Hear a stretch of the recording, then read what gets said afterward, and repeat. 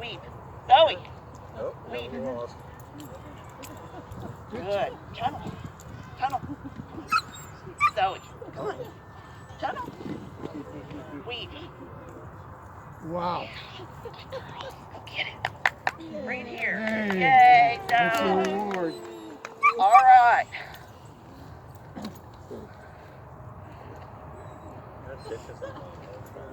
Another thing is, did y'all see me pay her to work for me? Yes.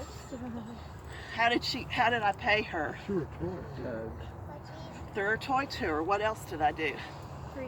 I gave her a treat. You always pay your dog for working for you. It keeps them happy. It helps develop the bond between you. The key is you have to figure out what is rewarding to your dog, not what you think is going to be rewarding, but what's actually rewarding. She loves this toy. She will do anything for me for this little crocheted thing right here.